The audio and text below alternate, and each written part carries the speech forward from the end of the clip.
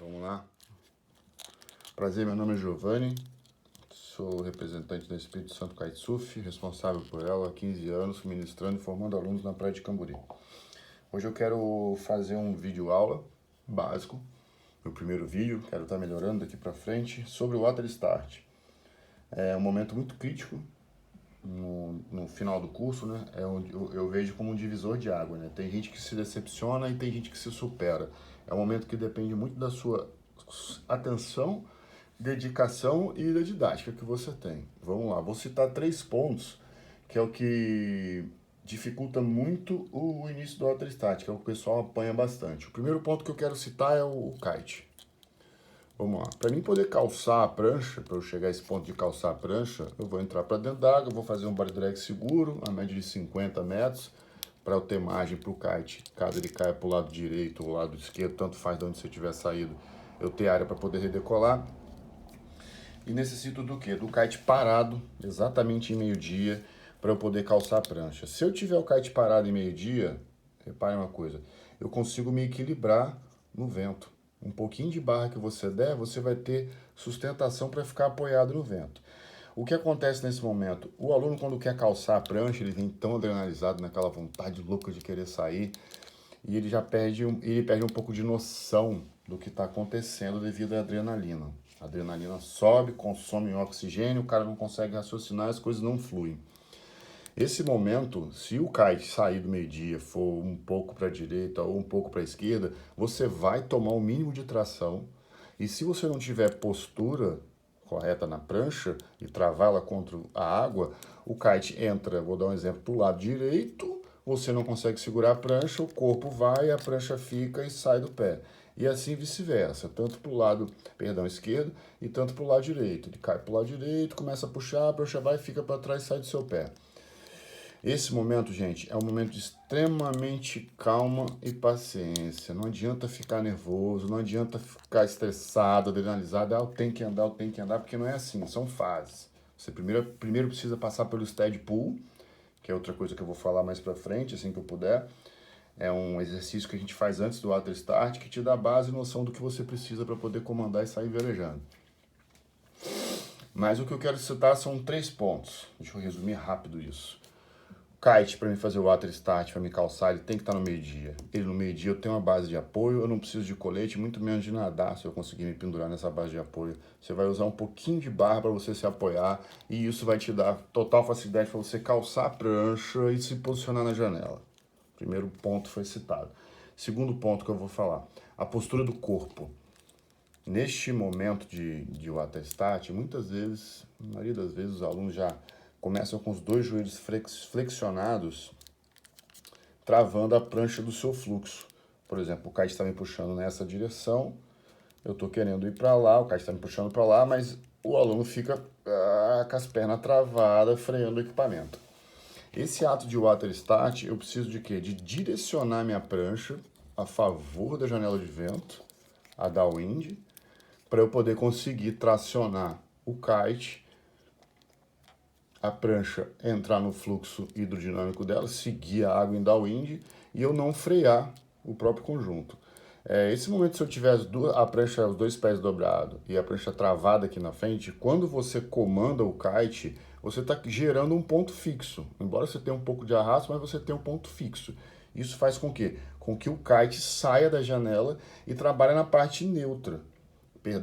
Trabalhar isso, a parte neutra, onde não tem pressão. Você precisa o quê? Trabalhar o kite mais entre a zona intermediária e power zone para poder ter tração.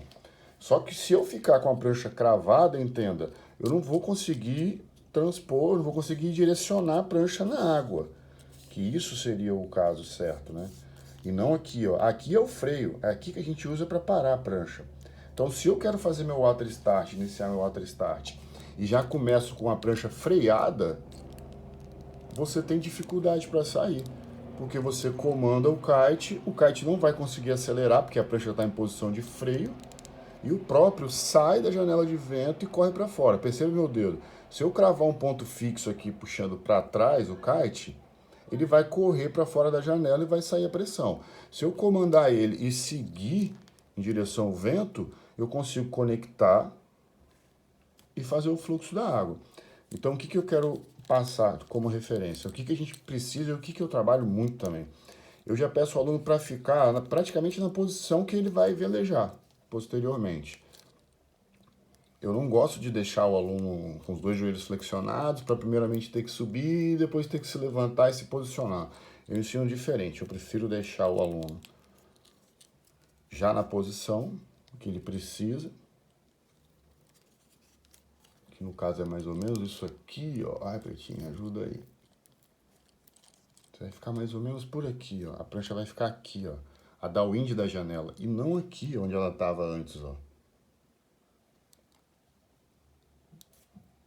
Repara uma coisa, a diferença, ó. A perna que eu vou direcionar tá esticada é a esquerda. Eu vou me caminhar para o lado esquerdo. Se eu for para a direita, eu troco a perna.